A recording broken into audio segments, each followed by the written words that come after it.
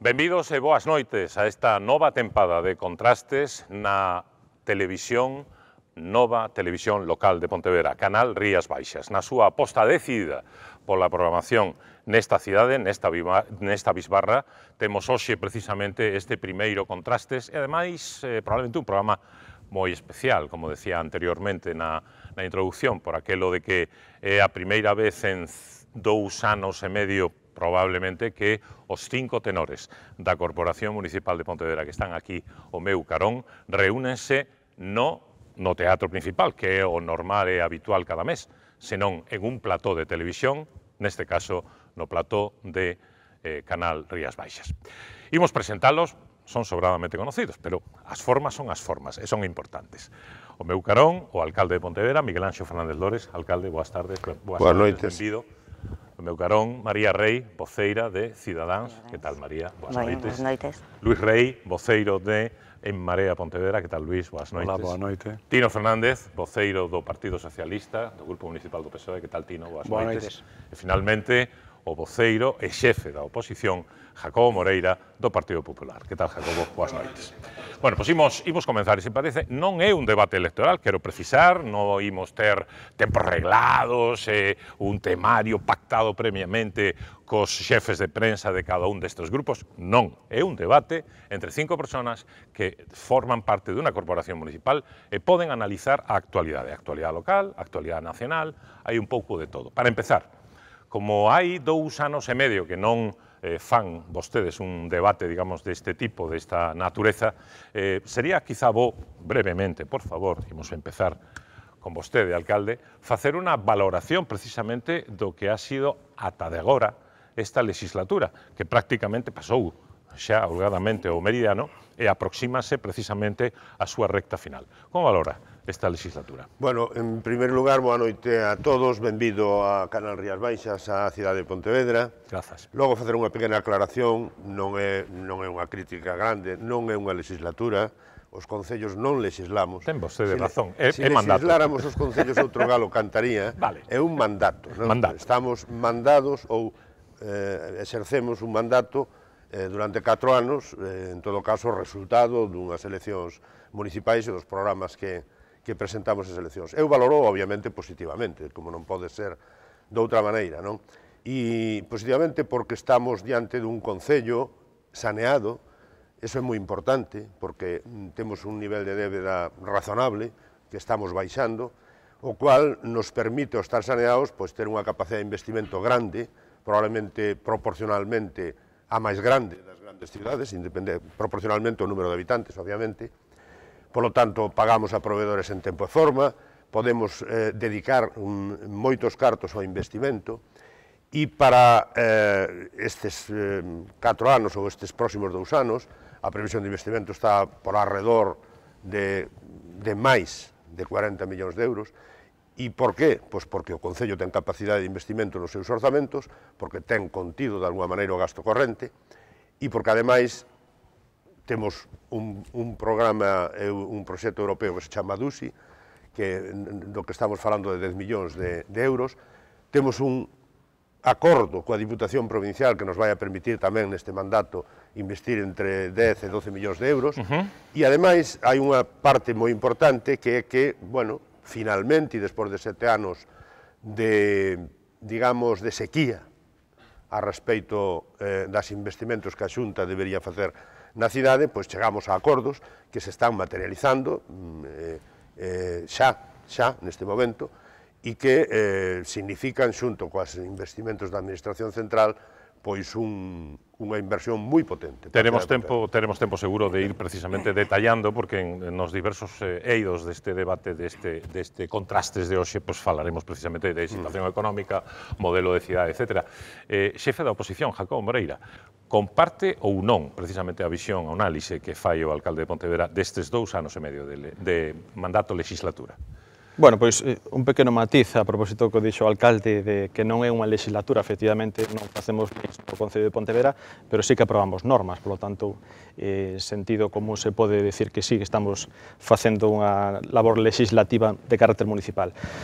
Nós non temos esa percepción tan optimista, desde logo os veciños de Pontevedra tampouco a teñen. Nós o que vimos percibindo que neste ecuador do mandato hai unha parálise de goberno, había diversas áreas que non funcionaban.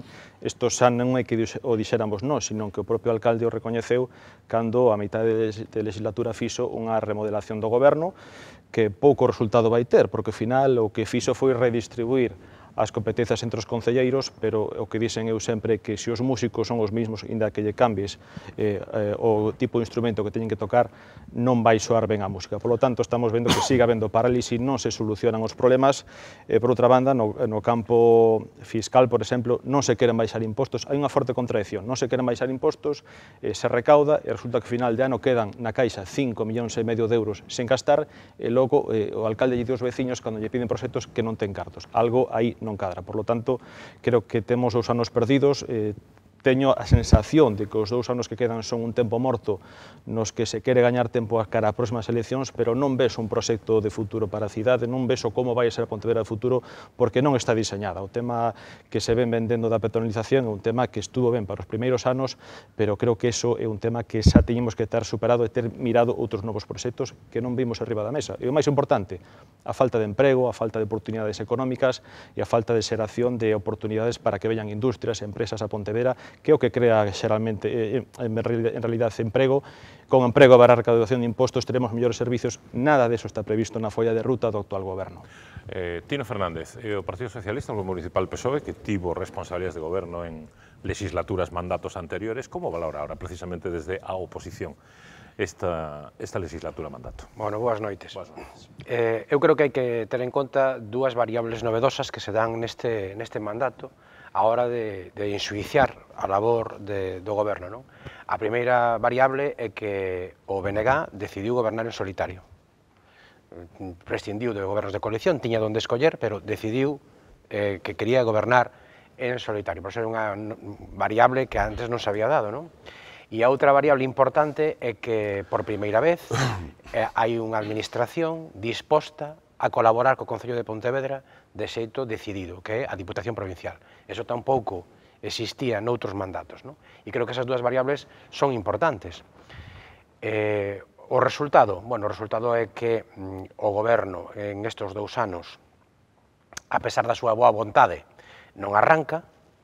Eu creo que o maior barómetro sería preguntarlle aos telespectadores que pensen en algo importante que se haya feito nestes 2 anos e seguramente non atoparían nada. E creo que ese é un problema enorme, porque partindo de que temos disponibilidade por parte da Diputación e que temos un Concello saneado que na actualidade dos acordos da Diputación non se haya executado todavía ningún, significa haber perdido 2 anos. Non sabemos o que vai a pasar nos 2 anos seguintes, non? Eu concordo que hai posibilidades de que se fagan cousas, como explicou, como dixo Miguel, pero estamos falando do que pasou. E o que pasou foi que estes 2 anos son 2 anos perdidos. Non se aproveitaron as sinerxias que se podían xerar dende a Diputación e incluso deses orzamentos que se fan, non o decimos nos, dinos as interventoras do Concello, no orzamento do ano 16, o 54% do que se orzamentou como inversión quedou sin executar. O 54%. E na roda de prensa onde se falou das obras en execución en Pontevedra, resulta que as obras en execución non chegan a sumar 4 millóns de euros en 2 anos.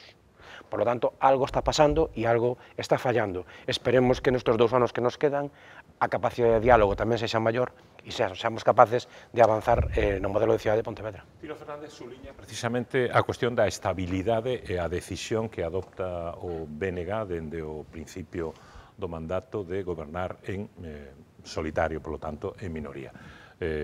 Marea Pontevedra foi clave en un momento dado, ha sido clave, foi clave en un momento dado, precisamente para a aprobación orzamentaria. Cal é a valoración do seu voceiro deste mandato, deste tempo transcurrido? Ten moito que decir. Boa noite. Boa noite. Unha puntualización. A ver, é a noite das puntualizacións. Non, claro, porque Miguel fixo unha puntualización tamén. Eu nunca participei en ningún debate na campaña electoral no que estivésemos os 5. Ah, non? No. E un desexo que Pois mira, a oportunidade que dá Canarias Baixas. É un desexo que isto non sexa un debate, evidentemente. Que sexa unha conversa, claro. Entón, eu discuto que esteamos na metade dun mandato. Eu estou na metade dun mandato e María está na metade dun mandato. Si Miguel tamén estivese na mitad dun mandato, eso querería decir que vai estar 40 anos en Pontevedra, esperemos que non, non? Entón, ademais, introduciu el o pasado, non só falou destes 2 anos, sino que falou do pasado e mesmo aventurou cousas para máis adiante, non? Entón, a min, pois, gustaríame falar do pasado e reivindicar aquí, pois, algúns concelleiros e o traballo que fixeron, pois, por exemplo, cando gobernaban en coalición con aqueles señores, os señores do Bloque, pois o traballo que fixo Margarita Castejón en políticas sociais, ou o traballo que fixo na zona monumental Teresa Casal, e mesmo que en parte do que se nutre durante moito tempo o Bloque, pois o traballo que fixo a primeira corporación presidida por Miguel, non? E aí, pois, por exemplo, o que fixo Salomé en políticas sociais, Salomé Álvarez, non? Que creou o CIN, que sigue existindo, o que fixo Veiga en promoción económica, que por primeira vez conseguiu traer empresas para Pontevedra, e o que fixo Fontán en Xuventude, que, por exemplo, se mantén o programa de noites abertas. É un momento importante para Pontevedra, foi un momento importante, e están un pouco alimentándose agora de aquelo, pero aquelo xa pasou moito tempo de aquilo, non? E agora o que vemos é as mesmas figuras, non só na alcaldía, senón nas responsabilidades de goberno do Concello de Pontevedra durante 20 anos, non?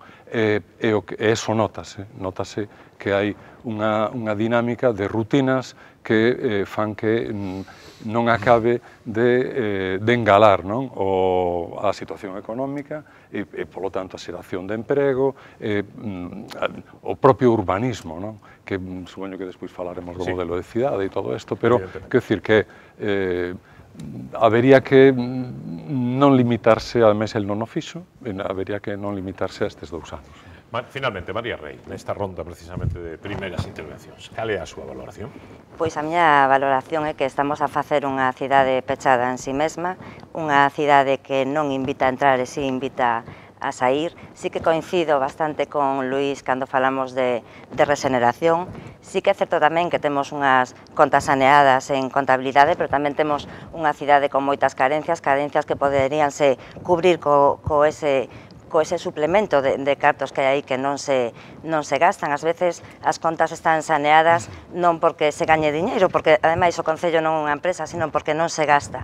E a pregunta igual é se hai necesidade de gastar eses cartos na cidade de Pontevedra, así que ten esa necesidade. O rural reclama unhas melloras que non se atenden, e penso tamén que o goberno neste caso tamén está cerrado a calquera tipo de idea que podamos propoñer dende a oposición.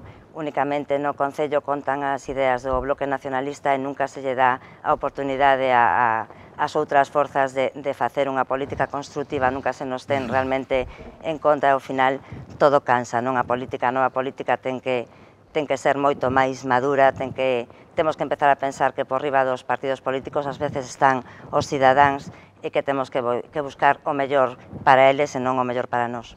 Despois desta primeira rolda de intervencións, supoño por alusión, se quere facer alguna precisión o alcalde, se non pasamos rapidamente ao seguinte tema, o induzo precisamente o seguinte tema con unha pregunta para vostede e abrimos, tampouco ten que ser un turno estricto, esquemático, hermético, poden vostedes interpelarse e interrumpirse, é unha conversa.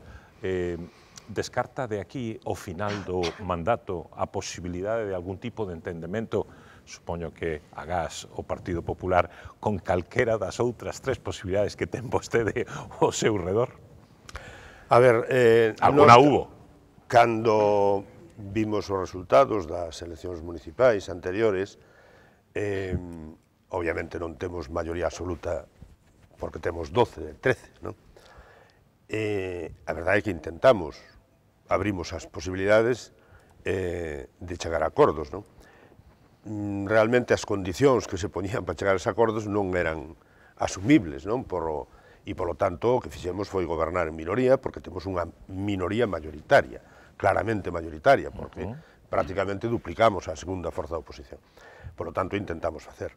Eu, nese sentido, obviamente, valoro moi positivamente o cambio de posición de Marea Pontevedra, porque coa súa abstención permiteu aprobar un segundo os orzamentos, e, desde logo, estamos abertos tanto a pactos puntuales para os orzamentos de 2018 e 2019, como a outros acordos, sempre cando haxa un mínimo de coherencia nos plantexamentos. Que, de feito, ademais, que haxa un mínimo de coherencia. Se un sigue os plenos municipais, alcalde, observa que moitas veces ten vostede, o seu grupo, quero decir, a posibilidade de contar cos votos favorables no respaldo precisamente do Bloque Nacionalista de Marea Pontevedra, pero outras veces pode ser do Partido Socialista, por algunhas veces de Cidadáns e incluso do Partido Popular en algunhas ocasións, en determinados temas, non?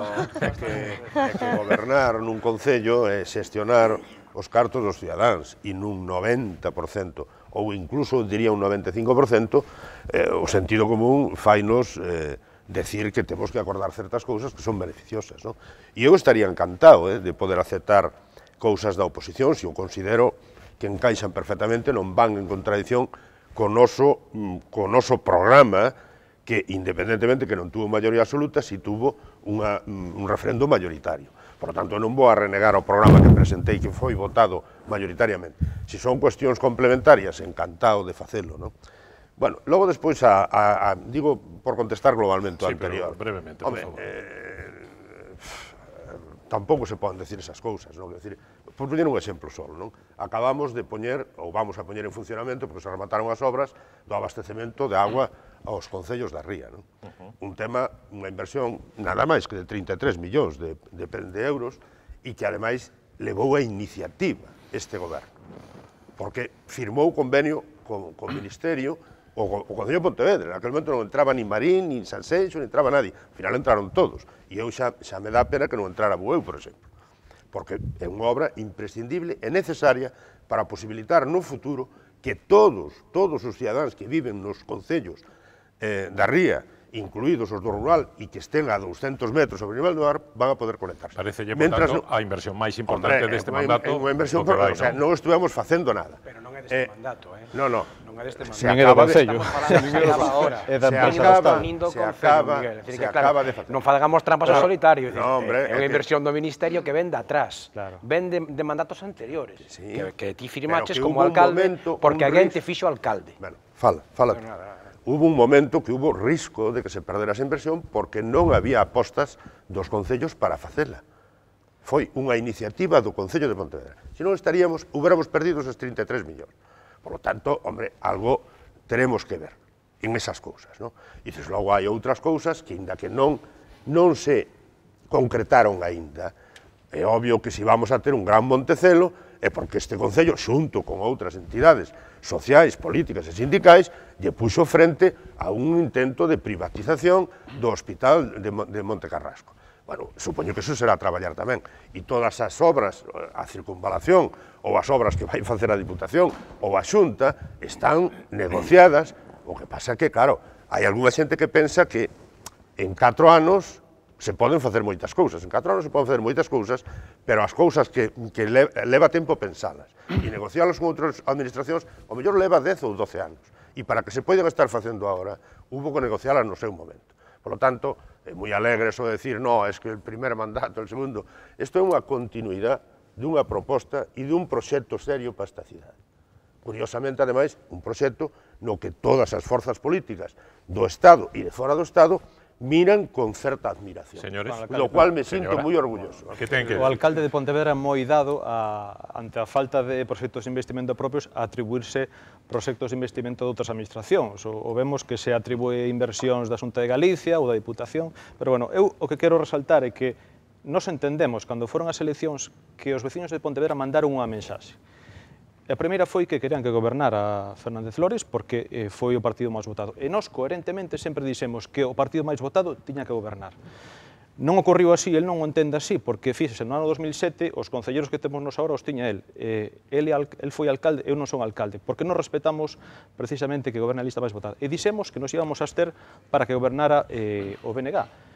Pero tamén había outra mensaxe, e a mensaxe que iba a gobernar en minoría, cual significaba que tiña que buscar pactos cos outros partidos.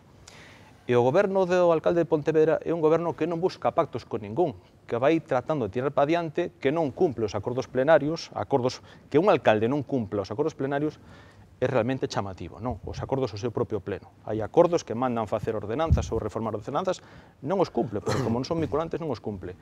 Pero non entendemos a mensaxe. Iso está facendo pois, que estemos ante un goberno débil, ante un goberno que non sabe liderar inversións en Pontevedra, que vai o rebufo do que está facendo a Xunta de Galicia, ou o Estado, ou incluso a Deputación, ainda que a Deputación merece capítulo aparte, porque a día de hoxe levamos 2 anos e non hai ningún só proxecto de investimento rematado en todo ese tempo. Por lo tanto, creo que non entendeu a mensaxe dos veciños de Pontevedra, e a mensaxe é que hai que buscar pactos cos outros partidos. El reúlle os pactos, e isto fai que estemos ante un goberno débil. Señores? Sí, eu creo que, a ver, con independencia de que a mensaxe que trasladaran os veciños fora de que o partido, evidentemente, que máis votos sacou e máis concelleiros sacou e gobernase, creo que a mensaxe tamén foi de que se buscase a posibilidade de gobernos fortes que sacaran para adiante os grandes temas de Pontevedra. Pontevedra está nunha encrucillada, Pontevedra ten que mirar que quere ser de maior, non? Porque o modelo de cidade, do que falaremos despois, está moi ben, pero vai que darlle un novo impulso. E iso non se está a facer. É dicir, o BNG decidiu legitimamente gobernar en solitario e aplicar o seu programa. O acaba de decir fai un momento o alcalde. Si encaixa no meu, vale, si non, non. Pero as cousas non funcionan así en política. Os pactos se poñen ceder e conceder, e iso lle costa moito ao BNG, e ten que asumilo, e ten que asumir que non podemos estar recordando o pasado, porque o pasado é un pasado maravilloso, pero o certo é que vimos aquí, a pregunta era que pasou nestes 2 anos, nestes 2 últimos anos, e a resposta foi que non pasou nada. E ese é o problema. Unha pregunta para os tres, e seguimos, moi rapidamente. Para que 3? Para vostede, Tino Fernández e Luís Rei. E se chama por teléfono o señor Lores e invítalles a negociar un acordo, non sei se de mandato, legislatura, puntual de colaboración de aquí ao remate da legislatura, contestarían? Xa é o teléfono. Bueno, eu xa non teño que... O sea, é evidente que nós temos a mantendida, demostrámoslo nos orzamentos de 2017 que os facilitamos, non?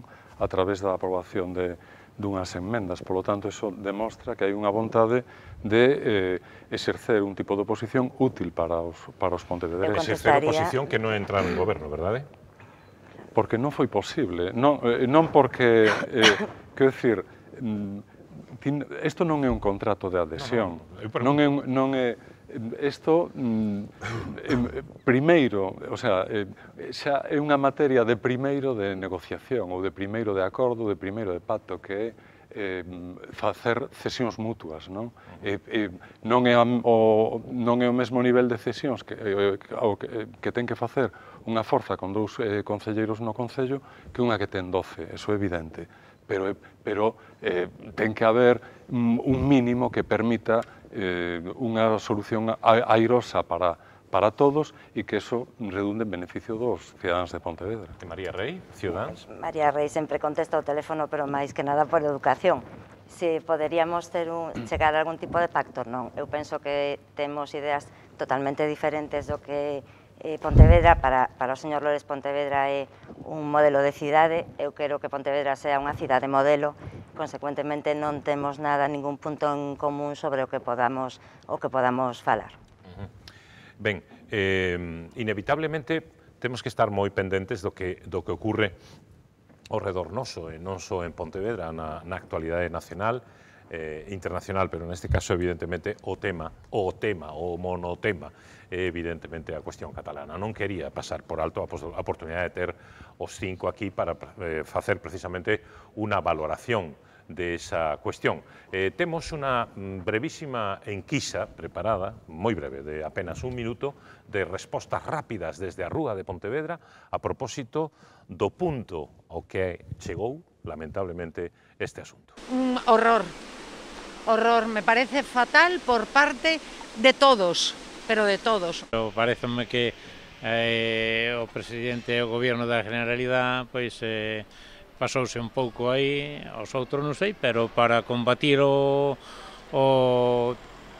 asunto hai que enfrentarlo, non hai máis. Creo que los nacionalismos son una herramienta política muy interesante para muchas partes. Todo el mundo lo utiliza de la manera que mejor lo conviene. Creo que la gente es poco crítica, la sociedad es profundamente ignorante desde muchos puntos de vista y se está usando a la población de una manera bastante absurda. No creo que debiésemos seguir enfrentándonos españoles con españoles, porque no es lo que conviene a este país. En mi forma de verlo, Cataluña necesita a España tanto como España a Cataluña. Porque no debían de querer separarse de España ni de hacer eso que hicieron, porque es ilegal, según dicen, que yo no entiendo nada de política, vale. Que é unha tristeza, solo eso. É o máis triste que nos pode pasar, nada máis.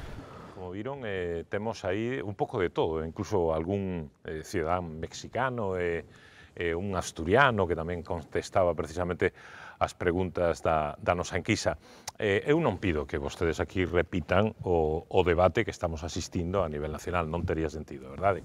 Pero sí que me gustaría que, como políticos en exercicio, e cidadáns, e observadores, me dixeran se creen que isto ten saída e, sobre todo, que pode pasar nas próximas horas. Sabemos que, por exemplo, está convocado para o próximo luns o pleno do Parlamento de Cataluña coa posibilidade da DUI, da Declaración Unilateral de Independencia. Isto ten arranxo ou é un disparate? Vostede, María, ven de Barcelona, estivo no fin de semana, verdade? Cal é a súa sensación? A sensación, eu penso que como a temos moitos de gran tristeza. Eu penso que isto sí que ten arreglo, claro que o ten, pero para arreglar os políticos temos que olvidarnos por unha vez de ser os que creamos os problemas os cidadáns e poñerle solución. Temos que olvidar as siglas que temos detrás e servir o noso país que por unha vez nos necesita. Eu non quero que este país se rompa e penso que a maioría dos españois tampouco queremos. Deixemos as siglas atrás e poñámonos a traballar en lograr unha unidade real deste país. Deixemos de romper este país. Hemos chegado a un momento en que todos queremos tener dereitos e olvidámonos a veces de que temos tamén deberes. Temos que ser responsables do que estamos a facer. Non podemos despois tirarnos as mans á cabeza cando haxa un morto, 2, 3 ou cando teñamos un país que xa non se pode levantar. A altura de miras e responsabilidade é o que temos que ter os políticos neste momento, deixar de crear problemas. De que xeito, Tino Fernández, analiza a situación e, sobre todo, tamén quero introducir ese aspecto, de que xeito pode afectarnos na convivencia máis aló de Cataluña, porque evidentemente o tema é tan forte que racha, pero racha incluso fora de Cataluña. Isto é un tema que trascende xa o que o marco de un problema localizado. Este é un problema xeral, pero un problema que afecta incluso a propia Unión Europea, que amosa a súa preocupación pola situación. Bueno, eu son bastante crítico con algúns comportamentos que se levaron que produciron isto, non? Creo que isto forma parte de unha incapacidade absoluta da dereita española e da dereita catalana para resolver os asuntos e tamén forma parte da maneira que teñen de tapar as súas miserias. É dicir, aquí Cataluña é unha nación, eso creo que é indiscutible, non se pode discutir, con independencia de que consideremos que eso lle dá dereito á soberanía ou non, eu creo que non, pero creo que é unha nación. O problema estaba resolto e encauzado a través do Estatut votado polos cataláns, votado polo Parlamento e votado polo Congreso. É historia, que resulta que non, pero, a ver, porque todos somos culpables, pero uns máis que outros. E a dereita, que utiliza descaradamente calquera tema con un trasfondo electoralista, provocou esta situación. Agora, que se pode facer? Non teño nin idea.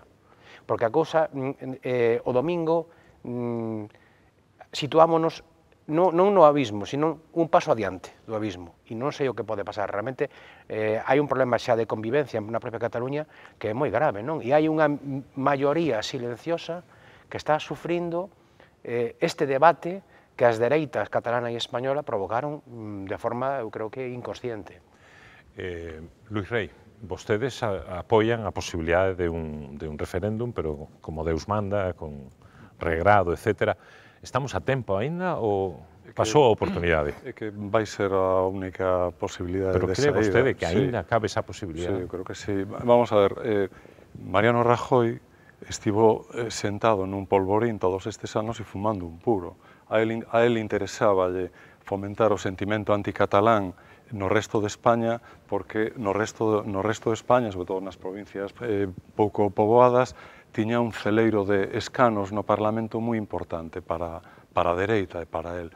Eso, en paralelo, levou a unha fábrica de independentistas en Cataluña e chegou a un momento no que por non ceder no pouco vai haber que ceder no moito. Entonces, e o moito implica que necesariamente, de algunha maneira, non sei se o mes que ven ou dentro de 6 meses ou dentro dun ano ou 2, o pobo catalán terá que decidir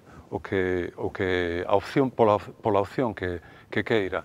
Non vale, evidentemente, a consulta do outro día, porque non reunía as garantías democráticas necesarias, habería que pactar as condicións dese referendo, pero tampouco vale decir que a lei, que a Constitución española proíbe iso e que todas as constitucións do mundo proíben iso, porque sabemos que non é certo, porque en Canadá se celebraron referendos para decidir a posible independencia de un territorio. E no Reino Unido, que é unha democracia moi consolidada, o mesmo. Entón, aquí probablemente haxa que ir a iso. E o máis intelixente sería negociar o que no Canadá chama unha lei de claridade, de maneira que non se poida tomar unha decisión tan importante como esa cun voto máis, non é bo, e claro, e agora padecemos as consecuencias da polarización terrible que hai aí, fomentada por uns e por outros, envolvéndose en bandeiras para tapar as súas vergonzas de corrupción. Estamos a tempo, como di Luís Rei, Jacobo Moreira? Mire, estamos a tempo se se volve a estar dentro da lei, e se se volve a estar dentro da Constitución.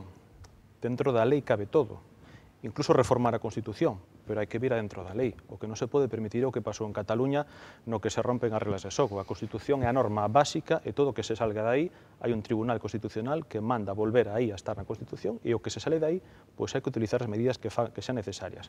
A mí o que me preocupa é a transmisión, a exportación de toda esta fractura que se está producindo, e particularmente a Pontevedra, na que, desgraciadamente, sorprendentemente, para a tristeza de moitos veciños, pois o alcalde de Pontevedra asina como alcalde de Pontevedra, que eu se o fai como membro do BNG non teño nada que decir, e máis, eu respeito a opinión de todo o mundo, pero como alcalde de Pontevedra non se pode asinar, como se asinou, un manifesto de apoio a alcaldes que pretenden incumprir a Constitución. Ese non é un bo exemplo para Pontevedra. E como alcalde de Pontevedra non se poden ir a manifestacións a apoiar ou se queren incumprir a Constitución, e ao mesmo tempo non se vai a un acto, por exemplo, de homenaxe á Policía Nacional no día do seu patrón.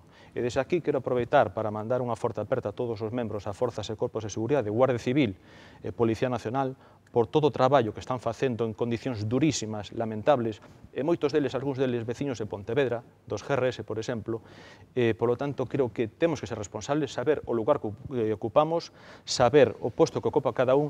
Señor Fernández Lores, non se pode permitir, permítame que yo reitero outra vez, non se pode permitir que vostede utilice o nome de Pontevedra para cuitas políticas nas que se mezcla o nome de Pontevedra con cuestións inconstitucionais. Pois pechamos precisamente esta rolda con vostede, ademais por alusións, claro. Non, por alusións non. En todo caso, para explicar cal é a miña posición. Perfecto.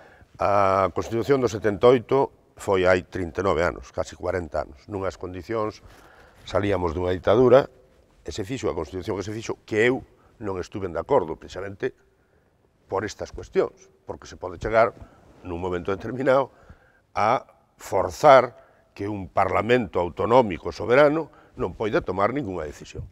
Sobre todo, se é unha decisión de decidir libremente que é o que vai facer. Eu o que vin estes días foi unha población catalana, non sei se maioritariamente ou non, pero moitísima xente de todas as idades e de todas as condicións sociais que querían manifestar a súa opinión nunha urna. E o que vin é a resposta do Estado, neste caso gobernado polo Partido Popular, que mandou as forzas de seguridade a impedir... Unha orden judicial. A impedir... Sí, bueno, eu non o interrumpín, señor. No, non pasa nada, podes interrumpir. No, pero es que me dá igual. Es que me dá exactamente igual. No, a mí non, Mandou a impedir que unha velliña de 70 anos votara, que son uns elementos subversivos, peligrosísimos. E entón, a partir de aí, entras nunha dinámica na que xa non hai maneira de acordar. As cousas non son así. Entón, estamos no século XXI, non estamos no cuaternario. Porque o Partido Popular está no cuaternario político. Entón, habrá que modificar a Constitución para que haxa que modificala e non se lle pode obligar a xente a facer o que dice unha sacrosanta Constitución de hai 40 anos. Por lo tanto, que actúe a política. Pero a política non son órdenes judiciais, nin son mandar as forzas de seguridade a impedir que a xente vote. É un espectáculo lamentable e que, ademais, ou se cambia esta dinámica ou a cousa vai acabar mal. Porque tú non podes... Eu non me gusta poñer... Poño un exemplo porque é gráfico. Un exemplo solo, un exemplo gráfico. Estamos a tempo? Eu creo que sí. O pleno do próximo luns, que vai pasar? Como non vamos a estar a tempo? O sea, además é que veo todo o mundo. Hai unha grande maioría, ou polo menos unha grande cantidade de personas en Cataluña que queren opinar sobre a súa relación co Estado. Deixenos opinar. Pero ningún problema. E están utilizando... Ningún problema, pero dentro da lei se pode opinar. O que non se pode facer é incumprir a lei. E non se pode incumprir unha orden judicial. É que é o que está pasando. Pode seguir. Pero é que a lei se pode cambiar. Pois cambien a lei. Non, pero é que resulta que cando se aproba un estatuto... Pero para cambiar a lei hai que sacar maioría. O que pasa é que o Partido Popular recurre un estatuto que é legal en Valencia. E resulta que recurro de Cataluña. Esa é a clave. Bueno, esa é unha parte da clave. Non, esa é a clave, Miguel. Déixame poñer un exemplo. Pero rapidinho que tengo que pechar este bloque. Eu tiña unha avoa que tiña así bastante mala leite, non? E se empeñaba en meter as galiñas ás 6 da tarde no brán. Sabe lo que te digo? E veña pau para arriba, pau para baixo, e as galiñas non entraban na corte ás 6 da tarde no brán. Hai cousas que son imposibles. Non se pode ir contra os sentimentos de unha grande maioría dunha población utilizando a lei e o fiscal. Pero onde está a maioría da población catalana? A grande maioría é toda a población española. Pero deixalle votar. Deixame a mí votar polos rombos, que estamos no mesmo, tamén quero votar. Si vostede non lle deixan votar, non saben o que... Pero como non lle deixan votar se votaron 6 veces nos últimos tempos? Ah, non, pero non votaron o que quería de vostede.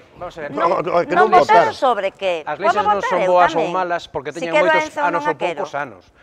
O Código Civil, polo que nos regimos, é do século XIX, non é malo. As leis non son malas porque sean do 78, porque o texto de bases refundidas de réxime local é do 80 e tantos. Outra cousa é que haxa que actualizar. O problema é cando en Cataluña o tema estaba resolto e alguén o envenenou. E o envenenou como ti dis. O envenenou porque recurriu un estatut aprobado polos cataláns, aprobado polo Parlamento catalán, que ten as competencias que ten. Non ten todas as competencias, ten as competencias que ten. Exactamente igual que o Pleno do Concello ten as competencias que ten, e non pode ir máis alá. E aprobado tamén polo Congreso dos Diputados. E alguén, a dereita... Porque se entende que inconstitucional ten todo o dereito a recurrir. Qual é o problema? O mesmo que vos recurristes en Cataluña, non recurristes en Valencia nin en Andalucía. É curioso, só se recurriu en Cataluña. Entón, claro, se creou un enorme problema aí que ahora é difícil de controlar. E o sentido común... Ahora, a solución é vetarlle o dereito a recurrir.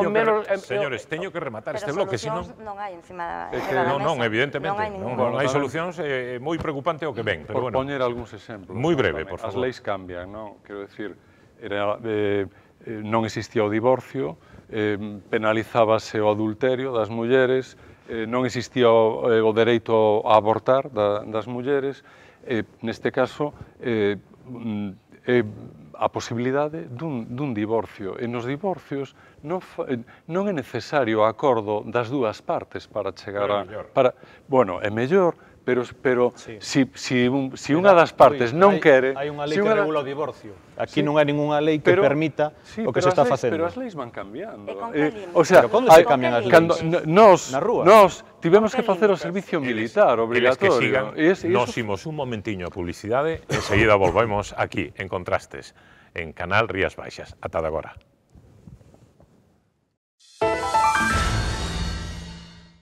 Estamos de volta en Contrastes, Canal Rías Baixas, primeiro programa desta nova tempada, precisamente aproveitando a maior presencia de Canal Rías Baixas en Pontevedra como nova televisión local. Estamos falando cos, decía antes, e pido disculpas particularmente a María Rei, falaba dos 5 tenores da Corporación Municipal, non é xusto, evidentemente hai 4 tenores e unha soprano. E precisamente con eles 5 estamos a falar da situación nesta legislatura mandato que estamos a percorrer precisamente neste período de tempo, no que falábamos da situación política, como foi, cal é a estabilidade da corporación, do goberno, logo falábamos da situación catalana, agora abrimos un novo eido deste debate precisamente para falar da situación económica. Foron tempos moi complicados, precisamente, os que tivemos que soportar todos nós, nas nosas familias, nos anos anteriores, nos meses anteriores, que duda cabe, calquera ten cerca ese problema. Cal é agora mesmo a percepción na rúa no mes de outubro do ano 2017? Rápidamente escoitamos. Pues mira, yo trabajo en una notaría y un poquito parece que ha repuntado, un poquito, sí. Bueno, pues comparado por ejemplo con Asturias, que yo vengo de Asturias, pues yo creo que está algo mejor, no sé, creo. Tampouco te sei decir, porque bueno, llevo un mesecito aquí nada más. Signos de escasez non hai, porque por aí vese moito ambiente. Solo se chora cando os rapaces van a empezar a escuela, que fan falta cartos por libros, pero o día antes hai unha festa e todo o mundo está aí, non sei. No, yo creo que ha mejorado un poco, pero todavía no lo suficiente. Pero bueno, sí, en principio sí, ¿no? Así que creo que también es un ayuntamiento pequeño que posiblemente no puede ser un motor económico todavía desde el punto de vista... Hay que pensar en otros tipos de negocios. Desde luego que no estamos en la misma situación económica que a lo mejor hace 4 o 5 años, ha mejorado progresivamente, pero aún nos queda mucho que avanzar. Nunca hubo tanto comercio en Pontevedra como hay ahora mismo, porque industria no tenemos prácticamente ninguna, tenemos el puerto, que es lo que está creciendo, y tenemos celulosa, que es una lacra que está ahí en medio de la ría. Bueno, pues ya ven, sector servizos, según este último Ciudadán, non hai un sector primario importante ou industrial, máis exactamente con unha mención expresa precisamente a ENCE. María Rei, cal é a súa percepción e, sobre todo, por vencellar o tema coa súa función no Concello de Pontevedra? Cal pode ser o papel do Concello de Pontevedra na estimulación, precisamente, no pulo da situación económica? Bueno, eu penso que o Concello de Pontevedra pode ter, se quere, un papel importante. Eu facía unha pregunta no último pleno, que como é habitual non me responden nunca, e preguntaba cal é o plan económico que ten o Concello para a nosa cidade. Eu teño unha asesoría que é da que vivo e, dende logo, eu ese repunte non o vexo por ningún lado. Eu vexo 6.000 parados na nosa cidade, unha cidade de servicios, pero que non ofrece a xente.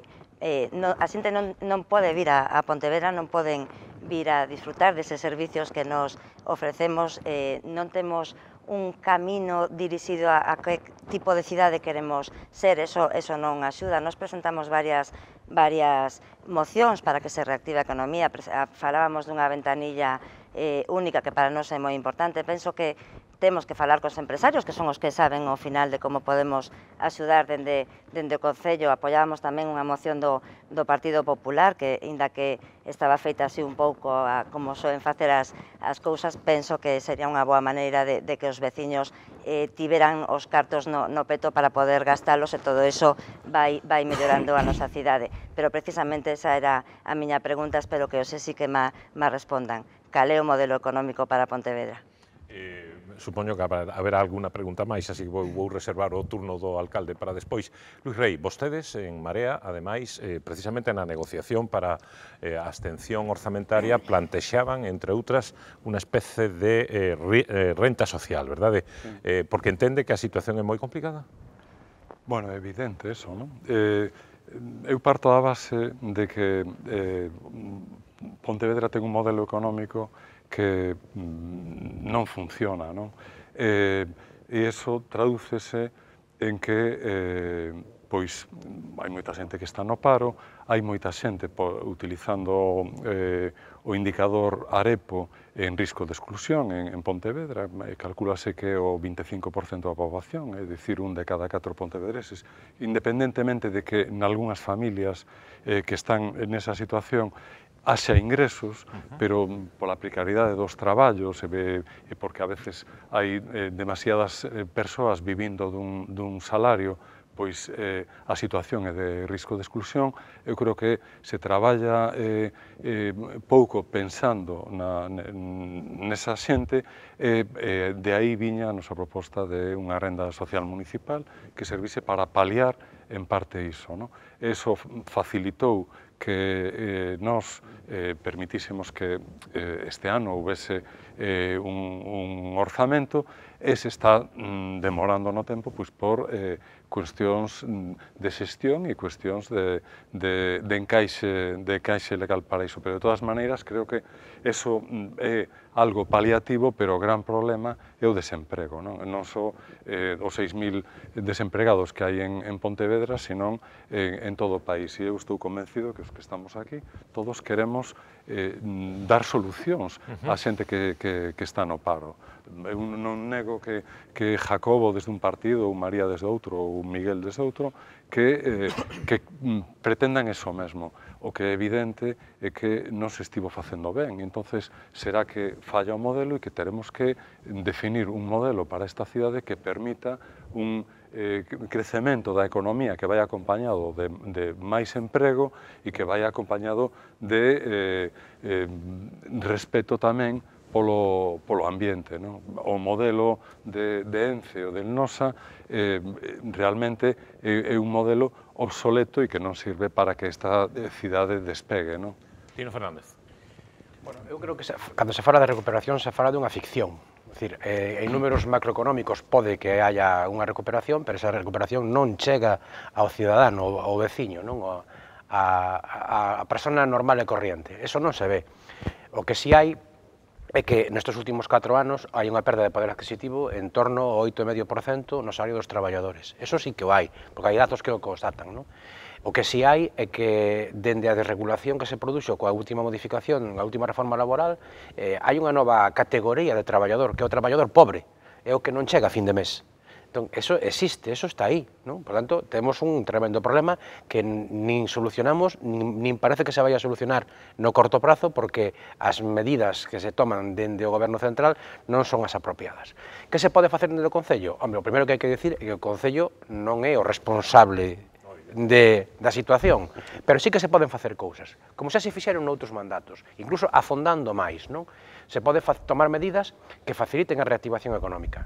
Nos presentamos unha batería de medidas no seu momento para intentar que dende o Concello se favorecese, se reactivase a economía, desde axudas á contratación temporal a aquelas empresas que non perdan plantilla, hasta bonificacións no imposto de construcións e instalacións e obras, o cheque fiscal, a creación da figura das iniciativas empresariais de especial interés municipal, etc. É dicir, unha serie de cuestións que levamos a pleno, algunhas se aprobaron, porque o resto dos grupos da oposición as aprobaron, pero que o Goberno non quere poñer en marcha.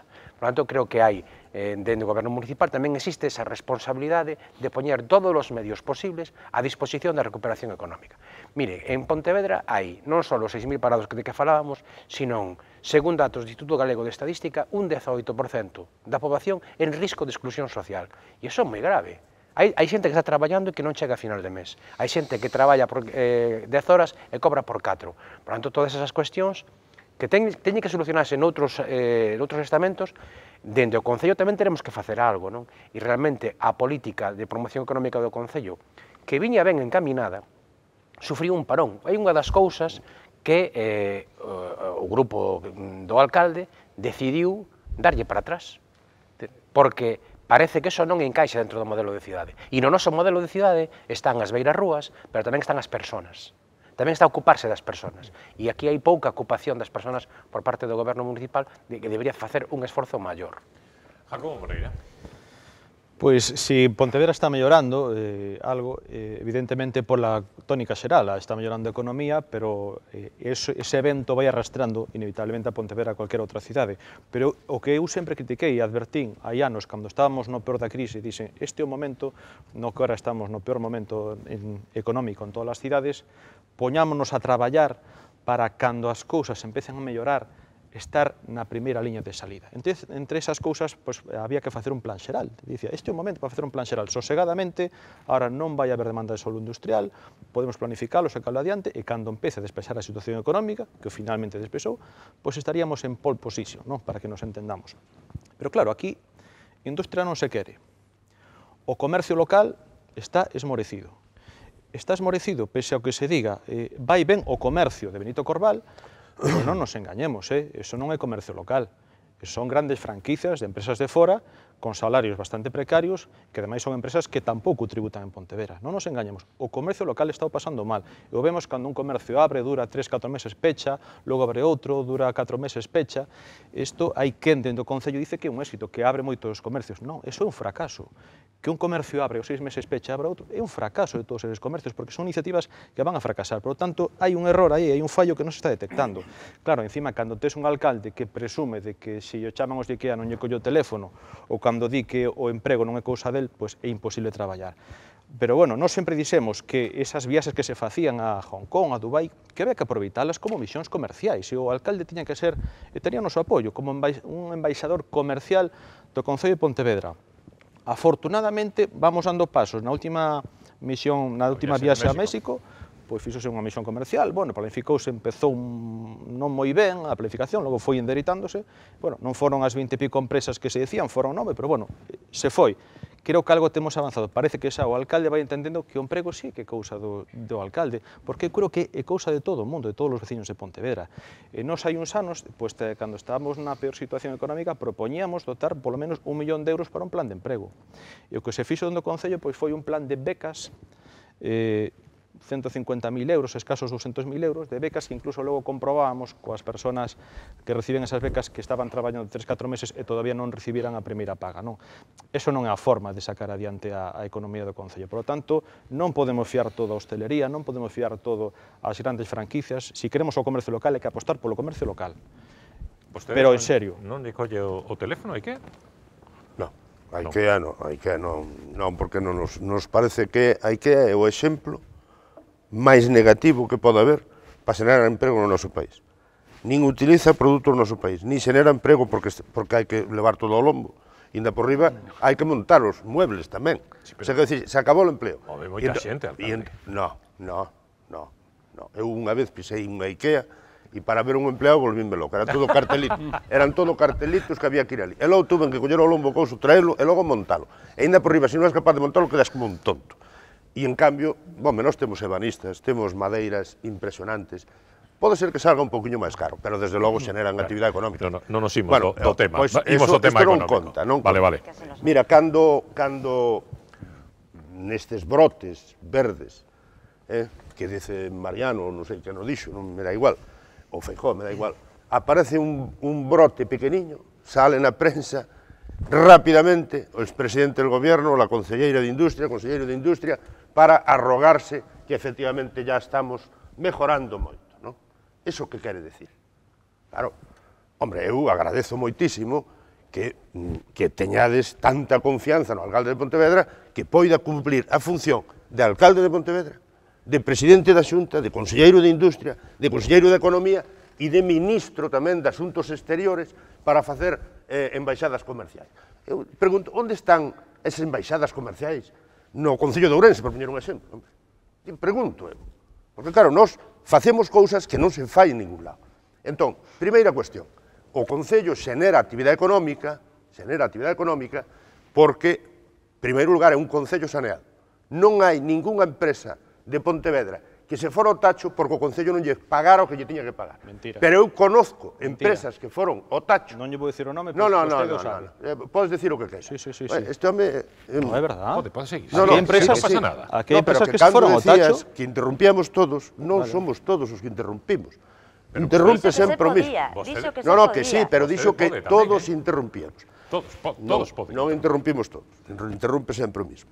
En todo caso, quero decir que cando tú tes un concello saneado que xenera actividade económica en momentos de crisis, estás xenerando emprego, cousa que non poden decir todos os concellos.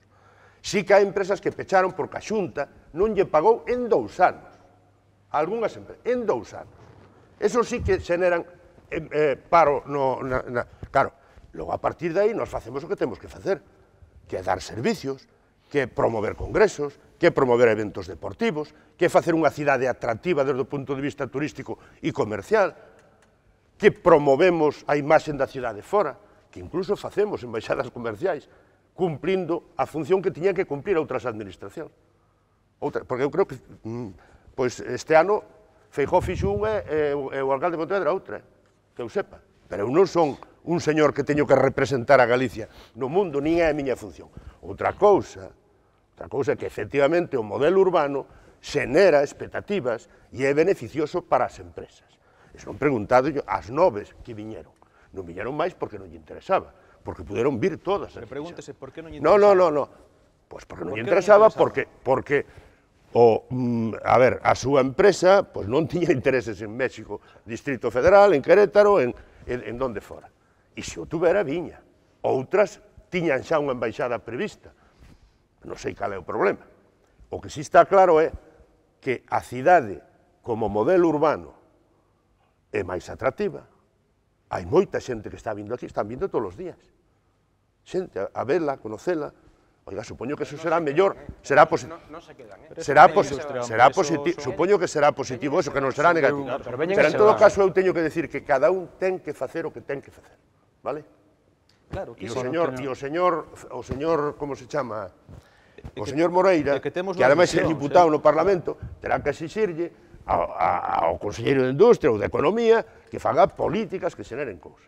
Mire, entón, claro que se poden facer, e as facemos. Pero, Miguel, vamos a ver. E as facemos, pero estar dicindo que se hai paro en Pontevedra, que é culpa do alcalde, eso non é asumible, eso non se lo cree nadie. Nós, desde logo, non exiximos ao alcalde e ao Concello que faga cousas que lle corresponden a outras administracións. Pero o que si é exixible ao Concello é que invirta máis cartos en cousas que si pode facer o Concello e que non as fai. Porque o modelo de cidade non é só vender que as calles están bonitas. O modelo de cidade tamén son as persoas.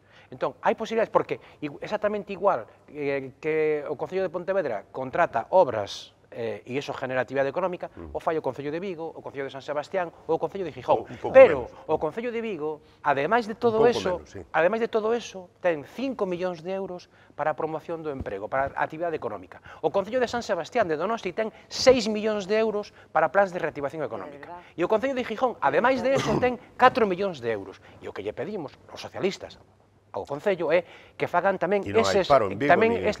Non, hai, ao mellor, se non houbera esos 5 millóns ou esos 6 millóns, habería máis paro.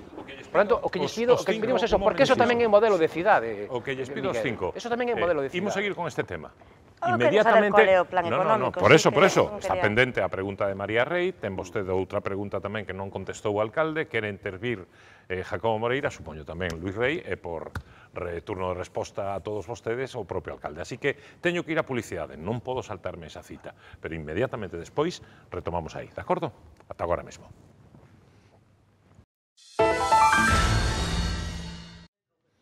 Antes desta última pausa publicitaria, precisamente o que estábamos era falando do papel que pode ter o Concello na recuperación económica, no pulo precisamente da actividade económica. Hai preguntas que están pendentes de resposta, precisamente varias peticións de palabra. María Rei preguntáballe, alcalde, que pasa con o plan económico do Concello? Hai un plan económico do Concello, alcalde? Hai moitísimas actividades en relación coa economía e de promoción da actividade económica, pero múltiples actividades. Si eso é un plan, pois claro que é un plan. Te explico agora, non é un plan. Non, as actividades non son un plan. Non. Tino Fernández reclamaba precisamente que... Xa non me acordo. Coido que era que aprobáranse no pleno diversas iniciativas e que pasara con elas, non? Sí, aprobáronse iniciativas de recuperación económica, de axudas ás empresas, de... Son realizables? A ver, podo falar ou non podo Claro. falar? Eu pensei que... Os demais... Non, estou precisamente dicindo... O debate. Vas preguntando unha... A ver, en primeiro lugar, facemos o que temos que facer, vale? E o que temos que facer é dar servicios, ter un concello saneado, invertir en inversións de reforma urbana, equipamentos deportivos, equipamentos de outro tipo, como todos os concellos, non. Como todos os concellos, Miguel. Un porcentaxe moitísimo máis alto. Hombre, 3 millóns en 2 anos non é moito porcentaxe. Tú vai preguntar por aí ás empresas que se dedican a facer obra pública e outro tipo, preguntarlle a onde van e a onde veñen. Pero, Miguel, porque non hai obra. De 11 millóns, no ano 16, quedaron sin invertir 6, Miguel. Non hai obra na Administración Central, non hai obra na Administración Autonómica, e nestes momentos quen estuvo aguantando, polo menos para as empresas locales, foi o Concello de Pontevedra. En segundo lugar, colaboramos absolutamente con todo o mundo para promover a actividade económica creativas, formativas, etc. Temos o PON App Store, que leva 4 anos, e é o único que se fai en todo Galicia, promovendo todas as iniciativas innovadoras, non só desta cidade, sino de todo o Interland. Colaboramos con xóvenes empresarios, colaboramos con a EMPE para facer actividades comerciales de rúa. Pagarlle 4.000 euros aos xóvenes empresarios non é colaborar con xóvenes empresarios. Colaboramos ou non colaboramos? Promovemos actividade no mercado, facemos sétima feira. Miguel, escoitas os empresarios? Escoitas os empresarios? Home, claro que os escoito. Escoitos, todas as veces. A parte da vez que te van a pedir cartos para o premio. No, escoito os empresarios e a concelleira escoita os empresarios. Pero non é certo, porque eu estiven 11 anos en AGE, como podes decir que escoitas os empresarios? Pois non o sei, cal é o concepto teu. Nos escoitamos a todo o mundo. É de falar e que me escoitamos escoiten. a todo o mundo e chegamos a acordos con todo o mundo. E facemos as actividades que propoñen. E aparte as facemos por iniciativa propia.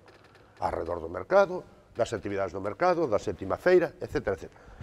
A parte das que propoñen os demais, porque nós non negamos colaboración a ninguén que o sea, que o plan económico de Pontevedra é facer 4 cousiñas o que temos que facer, que é facer unha cidade, ademais, que é atractiva e que, polo tanto, promovela a nivel internacional, e está funcionando, pero funcionando moi ben. E se non pregúntelle usted as empresas que foron por aí, e lle dirán que o ir de mando concello facilita a capacidade. Teño datos de todo eso. Que impacto económico tuvo ir a Hong Kong? Si, home, que non teño máis que facer que impactos económicos. Pero a ver, tes datos ou non tes datos? Porque estás dicindo que isto va de moi bien. Teño datos. Pero de que? De que isto é algo exponencial. Bueno, xa está. E de que cada vez é máis a demanda e que cada vez hai máis interés. Pois convoca un Consello Económico Social, convoca un Consello Económico Social e pon os datos arriba da mesa. Poden interrumpir, é que é importante. No, pero claro, non é necesario que os que somos máis educados, non pasa nada, pero posibilidades. A min, en fin, o censo, por exemplo, un dato, ese é un dato. O censo de cooperativas de Pontevedra son 15 cooperativas. E neste momento, o sea, a día de hoxe, hai 9 cooperativas activas no Concello de Pontevedra. Polo tanto, ese é un campo no que se pode crecer casi infinitamente. E xa que falabas do impulso á economía no Concello de Pontevedra, e xa que levas todo o século gobernando Pontevedra, unha pregunta moi concreta. Hai o nome de 3 empresas de máis de 100 traballadores que se instalasen en Pontevedra nestas 2 décadas de alcaldía de Miguel Anxo Fernández Flores. Treves? Que xa non está. Como xa non está Treves? É un modelo, habría que preguntar ao comité de empresa. Pero está Treves ou non está? E cantos traballadores? Pois máis de 100. Alude termoplásticos. Bueno, Reyes Hermanos, que se mantivo. No Porto hai varias, cousa que a mí non me gusta especialmente que estén ali. Podían estar noutro sitio, pero están ali. Desde Gombarri, hasta Marfrío, hasta Galfrío, hasta Tradepana. O sea, todas as empresas non existían en esta cidade. Bueno, no Campiño non había ningunha empresa. Cando o Concello, cando nós accedemos ao Concello, estaba Reyes Hermanos como única empresa no Campiño. E agora debemos andar por riba dos 1000 traballadores. Por riba dos 1000 traballadores. E hai parcelas libres no Campiño. Hai parcelas libres, moitas, máis das que me gustaría. Porque ao mellor algunha xente comprou para especular en vez de para construir. Porque o xestur non xestionou ben as cousas. Vendeu terrenos sin garantizar que se construía. Iso non é responsabilidade do Concello. E están aí intentando sacar rentabilidade económica dunha compra que fixeron hai 10 ou 15 anos. e a Administración Autonómica responsable dos polígonos industriais non está facendo nada. Vale? Pero sí que hai máis emprego industrial do que había cando entrei, moito máis. Moito máis.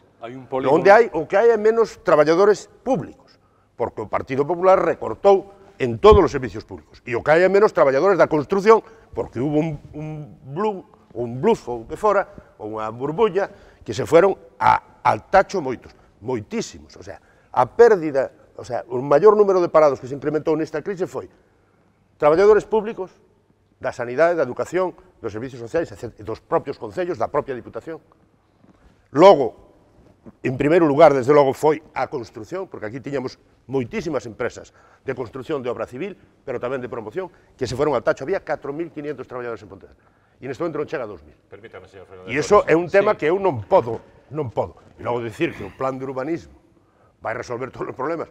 Neste momento se xeneran 20 ou 100 e pico ou 200 e pico vivendas que se van a construir, e se van a construir co mismo plan de urbanismo que había antes. Por que non se construíron antes? Porque non había demanda, non porque non haxe plan de urbanismo. Pero o plan de urbanismo non só... O plan de urbanismo non só regula o crecemento residencial, regula moitas outras cousas. Que cidade queremos ser, que plan económico queremos ter? Ele entende que non hai que moverse para traer empresas. As empresas do Porto de Marín non viñeron porque isto será o señor alcalde, viñeron porque isto o portos del Estado nunhas condicións que hai un porto de mar aí, hai unhas condicións ventasosas fiscalmente, etc. Non os trouxo vostede as empresas do Porto de Marín. Eu me pregunto, se houbera hoxe en día unha empresa que necesitara vir a Pontevedra e precisara 200.000 metros cuadrados, que lle teríamos que decir? Teríamos que decirlle, vayas usted a outro sitio porque aquí non temos solo industrial. Ese é un problema importante. Ese sí que se pode solucionar do seu Concello. Ese non o vai solucionar nin Montoro nin o Conselleiro de Industria. Teno que facer o Concello, porque é quen ten que facer un plan xeral. E, polo tanto, eso que nos toca. Mira, voulle poñer un exemplo. En Galicia é público notorio e conocido que se tratou moito este tema de que hai unha preferencia de empresas en instalarse en Portugal porque teñen unha serie de ventaxas que non teñen en Galicia, entre elas a axilidade da tramitación administrativa. A Xunta detectou eso. Que está facendo a Xunta? Buscar solucións. Ahora mesmo se está tramitando unha lei de fomento de iniciativas empresariais. Para que? Para facilitar os trámites, para ser atractivo, ou se anunciaron no debate de Estado de Autonomía ventaxas fiscais para traer empresas, para comprar solo industrial, non pagaran imposto de datos jurídicos documentados pola compra, etc. É dicir, se detecta un problema e se trata de poñer solución. O alcalde de Pontevedra non, o alcalde de Pontevedra está aí sentado esperando a ver se pasa alguna empresa que cae por aquí. Pero se non hai solo industrial, non van caer por aquí. E para que haya solo industrial hai que facer un plan xeral.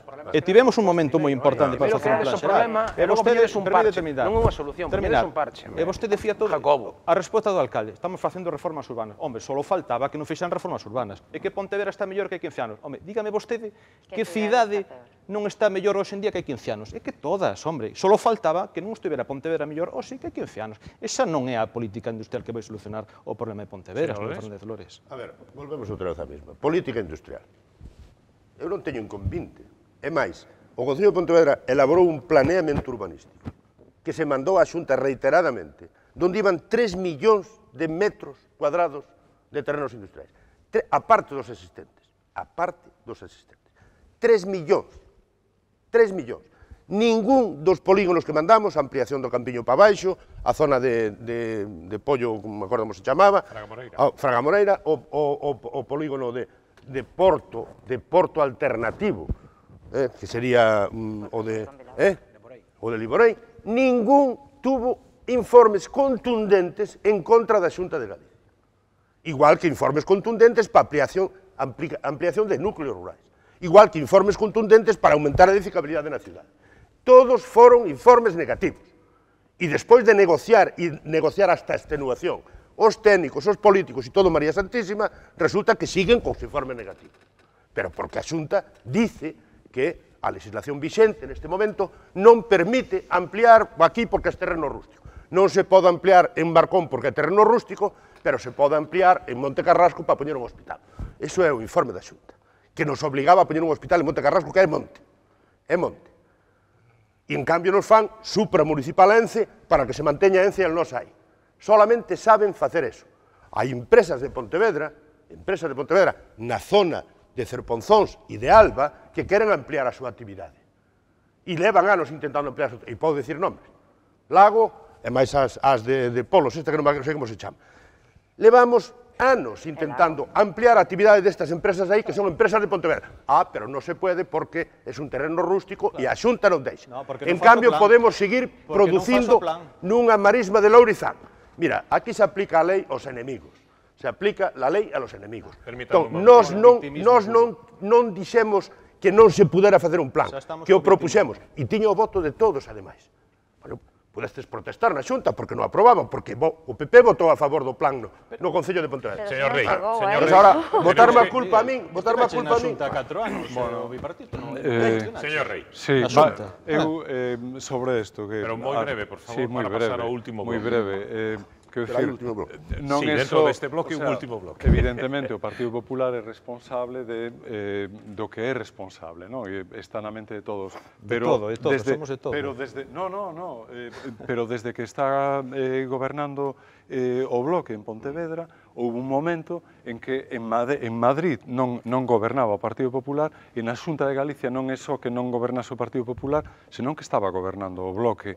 Ese momento, que foron 4 anos, non se aproveitou, pois, por exemplo, para impulsar o novo plan de urbanismo. Nin siquiera se aproveitou ese momento para garantir a fin da actividade dunha empresa como Ence na Ría, sendo conselleiro de Industria un membro do Bloque Nacionalista Galego. Quero dicir que non é certo aquilo que dicía Tino Fernández ao principio, de que agora hai unha administración amiga por primeira vez na Diputación de Pontevedra. Xa houbo administracións con máis forza, con máis posibilidades que a Diputación de Pontevedra, como é a Xunta de Galicia e como é o Goberno Central, e iso non se aproveitou. Vou dicir unha cousa, permíteme unha cousa moi importante. Efectivamente, é verdad, iso que estás dicindo tú, é verdad. E o Consellería de Industria era do BNG, é verdad, tampouco tiñemos maioría naquel goberno. Sí que pode haber parte de responsabilidade do bipartito. O mellor non debín decir non aprobou o PP o plan, non o aprobou a Xunta. A Xunta non o aprobou. Gobernar a que gobernar, non aprobou a Xunta o plan. Aquí se fixe un plan consensuado cos empresarios, con todo o mundo, que está aí aínda, e que tuvo os informes negativos da Xunta. Vamos a deixar quen estaba na Xunta. Eu creo que era o PP, pero igual. Deixamos quen estaba na Xunta. Non se aprobou. Non é que nós non quixéramos facer plan. Nós decidimos nun momento determinado non facer un plan que era negativo para esta ciudad, que significaba perder edificabilidade, que significaba perder moitas cousas. E ante perder moitas cousas, virgencita, que me quede como estoy. Vale, que me quede como estoy. Alcalde, por favor. Perdón a todos. Porque supoño que co último asunto que vou a introducir sairán algunhas das alusións que van a realizar, porque falouse tanxencialmente do modelo de cidade. Estamos orgullosos os pontevedreses da nosa cidade? El modelo de ciudad me gusta, el hecho de que tenga tantas zonas peatonales. Y la zona centro, la zona vieja, me parece muy bonita, tiene sitios que merecen la pena ver. Estoy encantada, encantada. Me encanta mi ciudad, es muy cómoda, estoy encantada. Podemos presumir. Sí, que está muy bonita. Además, muy cómoda para andar, para nenos, para todo o mundo. Para os maiores que xa vamos cansando. Yo no encuentro ciudad como esta, de luego, excepto algunas por ahí como Ámsterdam o Copenhague, pero bueno, muy bien, perfecto. Muy cómoda, muy... Si viviese en otro lugar me vendría a vivir para aquí. Me parece una ciudad encantadora para vivir, súper cómoda y muy buena para los niños y para todo, para la calidad de vida, sobre todo. Bueno, es un poquito bonita, pero un poquito sucia. Pues si ya ha ganado los premios a nivel internacional será porque es muy bueno el modelo Ciudad Pontevedra. Ha cambiado en los últimos años como de la noche al día. Estoy muy contento de vivir en Pontevedra. Para mí es una de las mejores ciudades del mundo para vivir. Non sae mal parado, un modelo de cidade. Escolléstelos? No, tal cual. O modelo de cidade, evidentemente, non necesita, digamos, reivindicación, está claro. Pero consideran vostedes, claro, alcalde sí, pero consideran vostedes que o modelo de cidade ten aínda desenrolo, ten melloría ou está esgotado? Por favor, temos 7 minutos, necesito que sexan precisos. Eu non non creo no modelo de cidade que parece que temos agora mesmo un adoctrinamiento, ademais, se non o compartes, tes carne de mal pontevedrés. Eu penso que un modelo de cidade ten que ter un plan de transporte que non o temos, creo que ten que ter un plan económico que quedou claro que non o hai, ten que ter un plan industrial, ten que ter un plan a longo plazo que tampouco temos. Pontevedra é unha cidade bonita, non o podemos negar ningún. Eu estou orgullosa de vivir en Pontevedra dende que nacín. Ainda non está a valores, penso que cando nacín a mí xa me gustaba a miña cidade. Os parecen máis noviña, Que quitaronme moitos. A min gustame a miña cidade, penso que mellorou moito, penso que o alcalde fixo un moi bo traballo peatonalizando a cidade, pero ainda hai moito máis que facer. Pontevedra non é só pasear, Pontevedra é moito máis que eso, ten que ser unha cidade aberta do século no que vivimos. Luis Rey. Bueno, vamos a ver, Pontevedra era bonita xa antes, non? Porque é produto de moitas xeracións de pontevedreses que construíron unha cidade cunha certa armonía e con unhas certas condicións favorables para desenvolver a vida nela.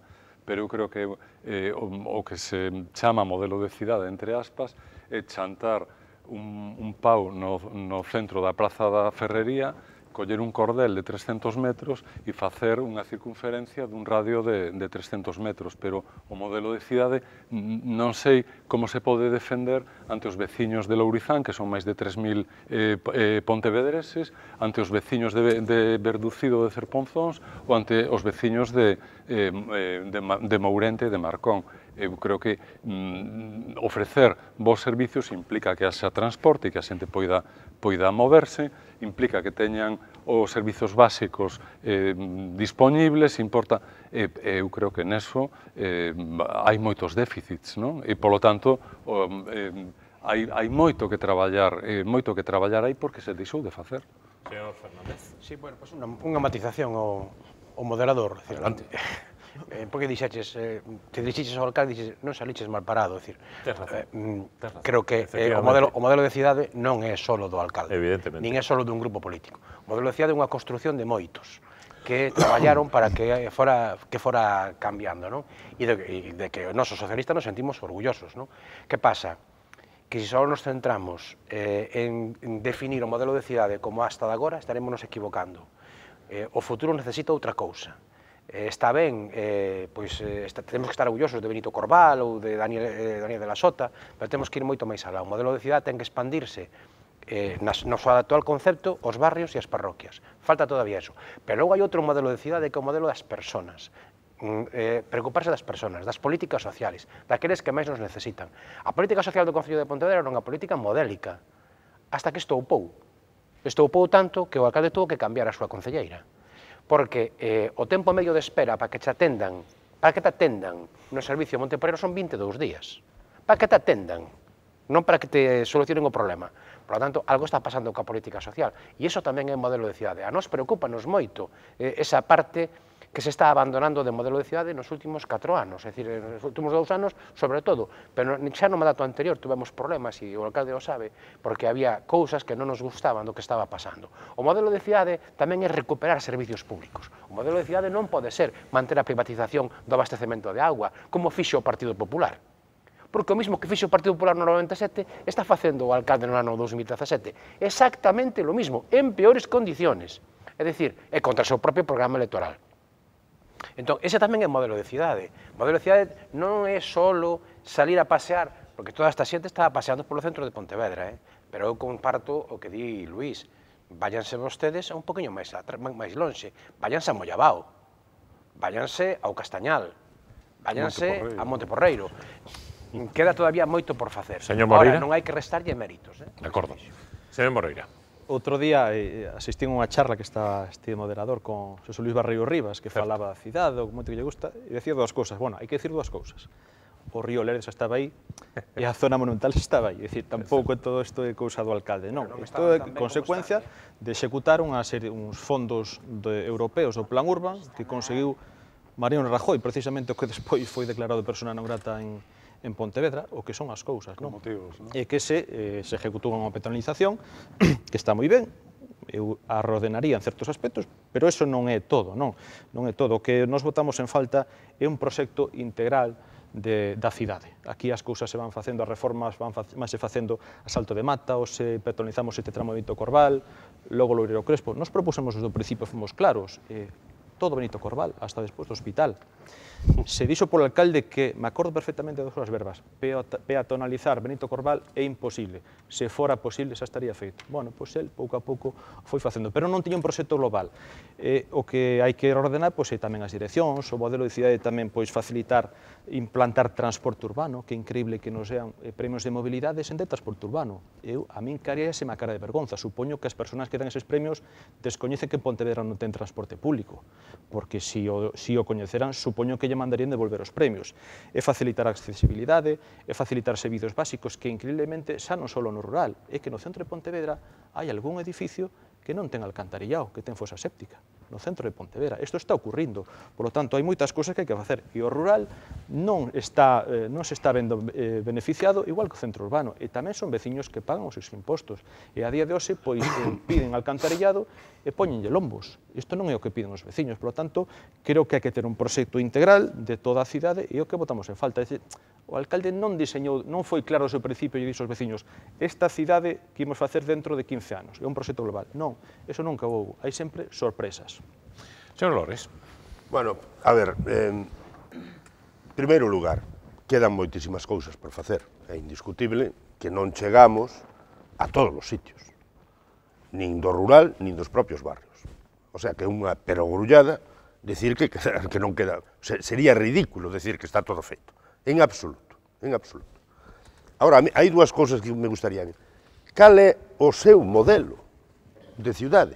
Porque, claro, nos deron un premio a ONU entre 4.500 proxectos de todo o mundo por facer unha cidade para as persoas,